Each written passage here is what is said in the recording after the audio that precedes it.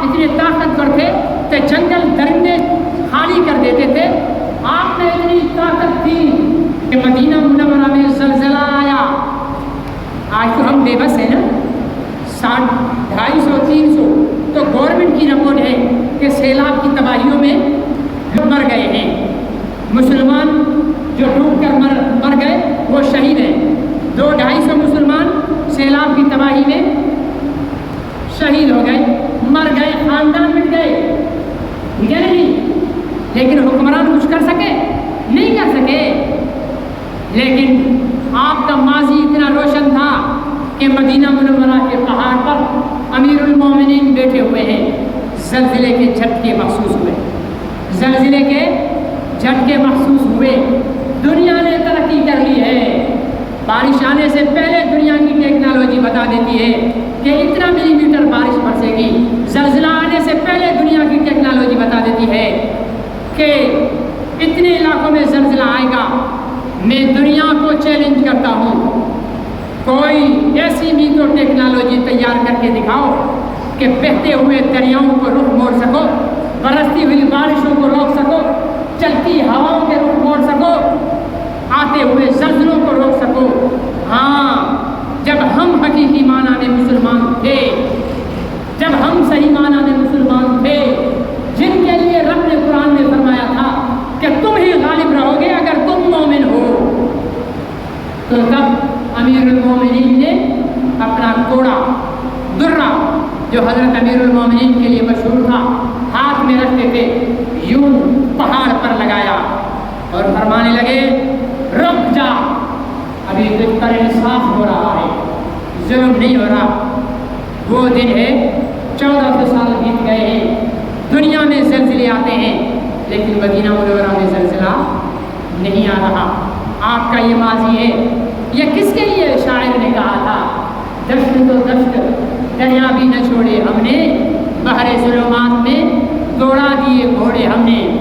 وہ کون تھا جو غلام کو اونٹ پر بٹھائے, اونٹ کی مہار لیے, 17 پیوند اپنے کپڑوں پر لگائے ہوئے بیت المقدس کی چابیاں لینے کے لیے مسجد اقصیٰ پہنچا تھا؟ وہ کون تھا جس نے دیول کی بندرگاہوں پر پہنچ کر مسلمان بچی کی عزت اور آبرو کو بچایا تھا؟ محمد بن قاسم یہ امت کا فرد تھا. خالد بن ولید یہ امت کا جرنیل تھا. صلاح الدین ایوبی یہ امت کا جرنیل تھا. یہ بڑے بڑے جرنیل سپہ سالار یہ اسی امت کے تھے. لیکن پھر امت نے اس دروازے کو چھوڑ دیا. پھر امت نے اس دروازے کو چھوڑ دیا جہاں سے امت کو انرجی ملتی تھی, جہاں سے امت کو رعب ملتا تھا, جہاں سے امت کو دبدبہ ملتا تھا, جہاں سے امت کی روحانیت مضبوط ہوتی تھی. اور وہ در کون سا تھا؟ وہ در مصطفیٰ تھا, وہ دامن محمد تھا, وہ دامن مصطفیٰ تھا. جب تک یہ امت دامن مصطفیٰ سے وابستہ تھی تو ان کے سامنے 313 کے مقابلے میں 1000 کوئی معنی نہیں رکھتا تھا. 700 کے مقابلے میں 3000 کوئی معنی نہیں رکھتا تھا. ان کے مقابلے میں آتے ہوئے زلزلے کوئی معنی نہیں رکھتے تھے. ان کے سامنے جنگلوں کے درندے کوئی معنی نہیں رکھتے تھے. پھر امت کا تعلق کمزور پڑنا شروع ہوا. پھر امت کا تعلق کمزور پڑنا شروع ہوا. امت کا تعلق, پہلے بھی امت گنہگار رہی ہے. یزید کون تھا؟ شرابی تھا نا, ظالم حاکم تھا نا. تو ظالم حاکم تھا. نواز شریف, شہباز شریف, زرداری اور عمران خان نے امام حسین جیسے کو تو شہید نہیں کیا نا. کیا انہوں نے اگر آج کے مولوی کو شہید کیا ہو تب بھی یہ یزید سے کم ظالم ہے. کیوں؟ اس لیے کہ یزید نے نواز رسول کو شہید کروایا. ٹھیک ہے نا. تو اتنے بڑے ظالم تو تھے نا, وہ بھی تو حاکم تھے جنہوں نے احمد بن حنبل کے پیٹھ پر کوڑے برسائے تھے.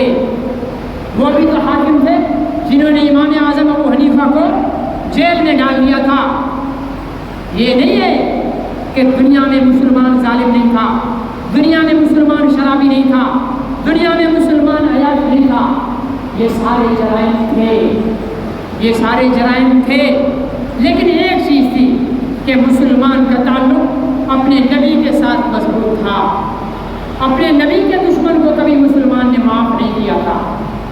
یہ ابھی خلافت عثمانیہ کے ختم ہونے سے پہلے خلیفہ عبدالحمید، عثمانی خلافت، خلیفہ عبدالحمید یہ مسلمانوں کا حاکم تھا، عثمانی خلافت تھی جسے انگریزوں نے عربوں کے دماغ میں یہ زہر بھرا کہ ترک عجم ہیں، تم عرب ہو، ترکیوں نے تم پر حکومت کی ہوئی ہے، عرب اعلیٰ ہوتا ہے، عجم ادنا ہوتا ہے، تم پر حکومت کی ہے۔ تو عربوں کا دماغ خراب ہوا، ترکوں سے لڑے، خلافت عثمانیہ کا سقوط ہوا۔ یہ خلافت عثمانیہ کے ایک خلیفہ تھے، برائے نام خلیفہ تھے، لیکن نام کے جو خلیفہ تھے تو امت میں ایک رونق تھا۔ کیا تھا؟ فرانس نے ایک اسٹیج شو کروایا، فرانس کے اداکاروں نے ایک اسٹیج شو کروایا۔ سن رہے ہو؟ سو گئے ہو؟ سن رہے ہو نا؟ سناٹا ایسا ہے جیسے محسوس ہو رہا ہے کہ سو گئے ہیں، تو کبھی کبھی زندگی کا ثبوت دیجیے گا۔ فرانس کے اسٹیج کے اداکاروں نے ایک محمد رسول اللہ کی ذات پر گستاخانہ اسٹیج شو کروایا، اعلان کیا کہ ہم ایسا اسٹیج شو کریں گے، ایسا اسٹیج ڈرامہ پیش کریں گے جس میں مسلمانوں کے پیغمبر کا مذاق اڑایا جائے گا۔ ٹھیک ہے جی، پیغمبر کا مذاق اڑایا جائے گا۔ خلیفہ عبدالحمید کے پاس وہ پیغام لایا گیا، کسی نے بتایا کہ فرانس میں یہ اسٹیج ڈرامہ کیا جا رہا ہے جو توہین رسالت پر مبنی ہوگا۔ ٹھیک ہے، توہین رسالت پر مبنی ہوگا۔ تو خلیفہ عبدالحمید نے فرانس کے سفیر کو بلایا، فرانس کے سفیر کو بلایا اور اسے کہا جا کر اپنے فرانس کے بادشاہ سے کہو اگر یہ ڈرامہ تم نے پیش کیا یا فرانس کی سرزمین پر اس ڈرامے کے لیے اسٹیج سجایا گیا تو خلافت عثمانیہ کے ایک ایک سپاہی اپنی جان ہتھیلی پر رکھ کر تم پر حملہ آور ہوں گے۔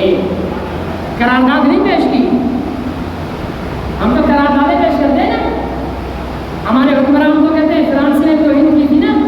ابھی گزشتہ سالوں میں فرانس کے صدر ملعون و مرعون خبیث الفطرت حرامی النسل نے اعلان کیا تھا کہ محمد رسول اللہ کے کارٹون ہم سرکاری عمارتوں پر بنا کر لگائیں گے۔ یہ فرانس کے صدر نے، اس وقت ہمارے وزیر اعظم تھے حضرت اللہ الحاج حاجی الحجاج، ریاست مدینہ کے بانی، ریاست مدینہ جدید، ویسے ریاستیں بنتی ہیں قربانیوں سے، لیکن یہ حضرت ریاست مدینہ قوم کی بیٹیوں کو نچا نچا کر بنانا چاہ رہے تھے۔ ٹھیک ہے نا، قوم کی بیٹیوں کو نچا نچا کر ریاست مدینہ بنانے کے لیے میدان میں اترے تھے۔ جب علماء نے ان سے کہا کہ فرانس کو روکو، اس کا بائیکاٹ کرو، اس کی مصنوعات کا بائیکاٹ کرو، تو حضرت جو آج اس کے چیلے چانٹے کہتے ہیں اسلام کا عظیم سپہ سالار ہے، اسلام کا عظیم لیڈر ہے جس نے اقوام متحدہ میں ناموس رسالت کی جنگ لڑی، میں یہاں پر بیٹھ کر چوری کے خلاف تقریر کروں 2 گھنٹے، پھر مسجد کے پنکھے خود چوری کرواؤں، تو میری تقریر منافقت ہے یا نہیں ہے؟ بولو، منافقت ہے یا نہیں ہے؟ جہاں بیٹھ کر کہوں کہ چوری حرام، چور کا ہاتھ کاٹو، میرے متحدین کہیں واہ بھائی واہ، مولوی صاحب نے تو آج چوروں کے چھکے چھڑا دیے۔ لیکن جو عقل مند ہوگا وہ کہے گا مولوی صاحب کی تقریر میں نہیں جاؤ، مولوی صاحب کا کرتوت دیکھو، خود مسجد کی چوری کروا کے چور کو سپورٹ کی ہے، تو عقل مند مجھے منافق کہے گا۔ مان لیا کہ اقوام متحدہ میں کبھی انسانی تاریخ میں کسی نے ناموس رسالت کے لیے آواز نہیں اٹھائی، تو اے میرے بھولے بھالے مسلمانوں، بدترین گستاخ رسول آسیہ ملعون کو بھی تو اسی حضرت اور ٹیلی ویژن پر بیٹھ کر کہا کہ پاکستان کے کسی حکمران نے یہ جرأت نہیں کی، یہ جرأت واحد مجھ میں ہے کہ آسیہ بیوی کو باہر بھیجا۔ بیوی ہمارے ہاں عزت کا لفظ ہے یا نہیں ہے؟ Bibi Aisha, Bibi Hafsa, Bibi Ruqayya, Bibi Zainab, Bibi Fatima, Bibi Khadija, ہم جن کا احترام کرتے ہیں انہیں بی بی کہا جاتا ہے۔ اور یہ تمہارا منافق اعظم جو اقوام متحدہ میں ناموس رسالت کی تقریریں کر رہا تھا، آسیہ ملونہ کو باہر بھیجتے ہوئے کہتا ہے آسیہ بی بی کو میں نے بھجوایا ہے۔ تو میں اس کو منافقت میں سمجھوں تو کیا سمجھوں؟ جب علماء نے کہا کہ وزیر اعظم صاحب آپ فرانس کے ساتھ بائیکاٹ کریں، تو حضرت یہ عاشق رسول ارشاد فرمانے لگے، یہ اقوام متحدہ میں ناموس رسالت کا کیس کرنے والے مجاہد اعظم ارشاد فرمانے لگے کہ اگر فرانس کا بائیکاٹ کریں گے تو ہم بھوکے مر جائیں گے۔ مطلب حضرت صاحب کے بیان کا مطلب یہ ہے کہ ہم نبی کی عزت کا تو سودا کر سکتے ہیں لیکن بھوکے مرنا گوارا۔ اور یہ کسی مومن کا دعویٰ، ہم بھوکا مرنا گوارا کر سکتے ہیں لیکن محمد رسول اللہ کی عزت و ناموس پر سودے بازی سب نہیں بولتے، نہیں کر سکتے۔ اور صرف یہی نہیں، یہ جو ہمارے حاجی صاحب ہیں آج کل ہمارے حکمران بنے ہوئے ہیں، انہوں نے بھی کوئی فرانس کے ساتھ تعلق نہیں توڑا، انہوں نے بھی کوئی فرانس کے ساتھ تعلق نہیں توڑا۔ یہاں تو جس کی پونچھ اٹھاؤ گدھی نکلتی ہے، جس کی پونچھ اٹھاؤ گدھی نکلتی ہے۔ ہمارے مقدر میں تو کوئی نل ہے ہی نہیں، ہمارے مقدر میں تو کوئی مجاہد ہے ہی نہیں، ہمارے مقدر میں تو کوئی امت کا درد رکھنے والا ہے ہی نہیں۔ کیسے آئے گا؟ وہ کہتے ہیں نا جیسی روح ویسے فرشتے یا جیسی روح ویسے فتوے، ہم میں کون سے امت کے درد میں مر گئے ہیں؟ ہم میں سے کسی کا نبی کی عزت اور ناموس کے تحفظ میں دل پھٹا ہے؟ ہم بھی تو بے پرواہی کرتے ہیں ناموس رسالت کے بارے میں۔ اس وقت خلیفہ عبدالحمید نے کہا کہ ہماری فوج تیار ہے تم پر حملہ کرنے کے لیے۔ تو فرانس کے بادشاہ کو ہمت نہیں ہوئی کہ وہ اسٹیج شو کرتا، اس نے سرکاری طور پر اپنے ملک میں توہین رسالت پر مبنی اسٹیج شو پر پابندی لگائی اور خلیفہ عبدالحمید کے پاس پیغام دیا کہ ہمارا ایسا کوئی ارادہ نہیں ہے، ہم نے اس توہین رسالت کے اسٹیج شو کو بین کر دیا ہے۔ تب 2 ارب مسلمان نہیں تھے، تب دنیا میں 2 ارب مسلمان نہیں تھے، تب 57 اسلامی ممالک نہیں تھے۔ آج 57 اسلامی ممالک ہیں لیکن فرانس کا صدر اپنے بیان میں آج یہ قائم ہے۔ کوئی اس کو مجبور کرے، اتنا تو وہ کہہ سکے کہ جناب سوری معذرت، مجھے نہیں معلوم تھا کہ مسلمانوں کے دلوں میں ان کے نبی کی اتنی عزت ہے، مجھ سے غلطی ہو گئی، میں اپنا بیان واپس لیتا ہوں۔ نہیں، کیوں؟ اس لیے وہ دیکھ رہے ہیں ہمارے حال کو، وہ ہماری چال کو، وہ ہمارے کردار کو، وہ ہمارے اٹھنے بیٹھنے کو، ہماری تجارت کو، ہماری طرز سیاست کو دیکھ رہے ہیں۔ انہیں پتہ ہے کہ یہ حکمران اسلامی ممالک کے یہ تو ہمارے غلام ہیں، انہیں ہم جیسے کہیں گے ویسے کریں گے، عوام سے پوچھتا کون ہے؟ تو میرے عزیز دوستوں اور محترم بزرگوں، اتنی سربلندیوں سے آج ہم پستیوں کی طرف آ رہے ہیں۔ میں نے یہ 20-25 منٹ آپ کو امت کی سربلندیاں بتائی تھی، امت کی سربلندیاں بتائی تھی، جس میں حضرت عمر سے لے کر صلاح الدین ایوبی، خلیفہ عبدالحمید تک آپ کی تاریخ بلندیوں سے بھری ہوئی ہے۔ آپ سربلند ہیں۔ پھر امت زوال پذیر ہوئی۔ کیسے ہوئی؟ امت اپنی عزت بچانے کے چکر میں پڑ گئی، امت اپنا پیٹ بھرنے کے چکر میں پڑ گئی، امت اپنا مسلک پھیلانے کے چکر میں پڑ گئی، امت اپنا فرقہ پھیلانے کے چکر میں پڑ گئی۔ پھر امت نہ رہی، ان کی دلوں میں عظمت مصطفیٰ کمزور پڑ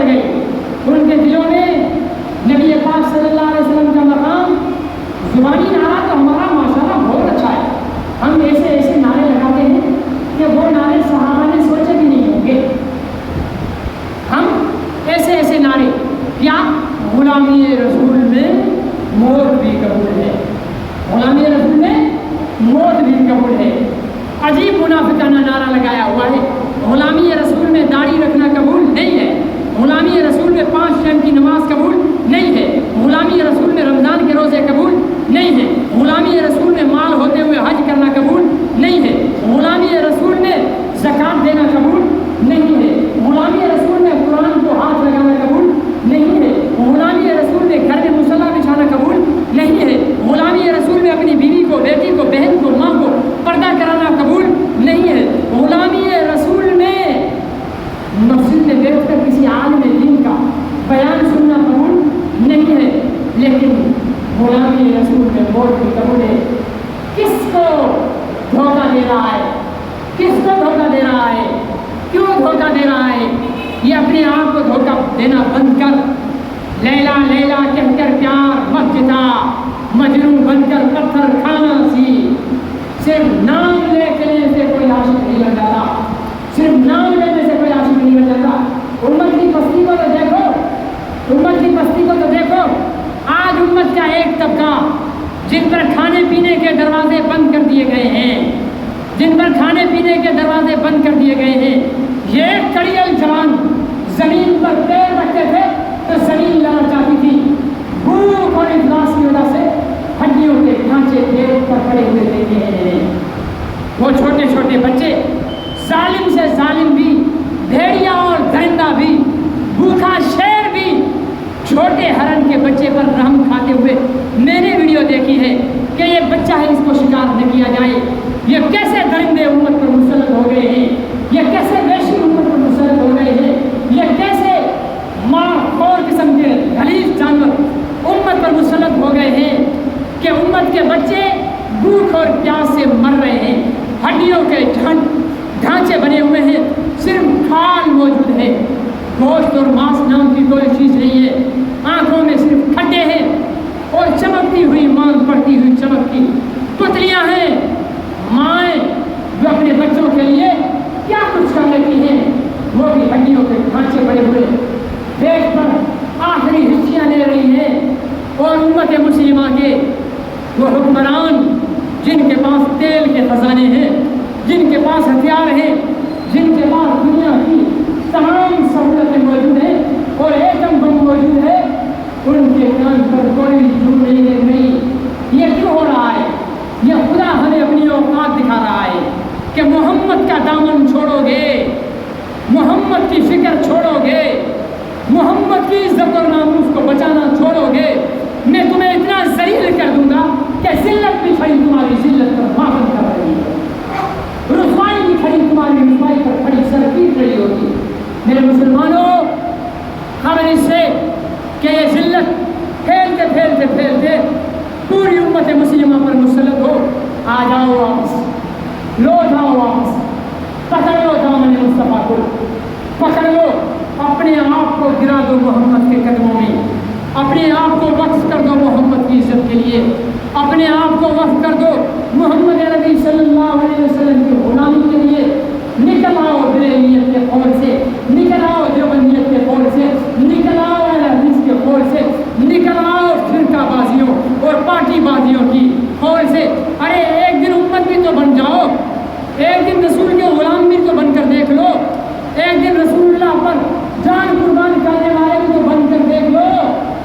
بریلی بھی بن کر دیکھ لیا، دیوبندی بھی بن کر دیکھ لیا، اہل حدیث بھی بن کر دیکھ لیا، پتلے بھی بن گئے، لیگلے بھی بن گئے، نہ جانے کن کن جماعتوں میں بھی چلے گئے، لیکن ملا سکون؟ ملی عزت؟ نہیں ملی نا، اس لیے کہ جہاں ہم عزت ڈھونڈ رہے ہیں وہاں عزت ہے ہی نہیں۔ عزت تو محمد کے قدموں میں ہے، عزت تو محمد کے دامن میں ہے، عزت تو محمد کی اتباع میں ہے، عزت تو دیکھنی ہے تو علم الدین سے پوچھنا، دیکھنی ہے تو حاضر خالد سے پوچھنا، عزت دیکھنی ہے تو ممتاز قادری سے پوچھنا، عزت دیکھنی ہے تو حاضر عبدالقیوم سے پوچھنا کہ کس طرح محمد کے دامن سے وابستہ ہو گئے، اور جب تختہ دار پر نام محمد پر جھول گئے تو پوری امت ان کے جنازے پڑھنے کے لیے سعادت سمجھ رہی تھی۔ آؤ لوٹ کر واپس اپنی امت، اپنے نبی کی طرف یہ عہد کرو کہ ہم مسلکن کچھ بھی ہوں، ہم پارٹی میں کچھ بھی ہوں، لیکن سب سے پہلے محمد کے غلام، سب نہیں بولتے، سب سے پہلے محمد کے غلام ہیں۔ تو انشاءاللہ جو محمد کا غلام ہے وہ بولے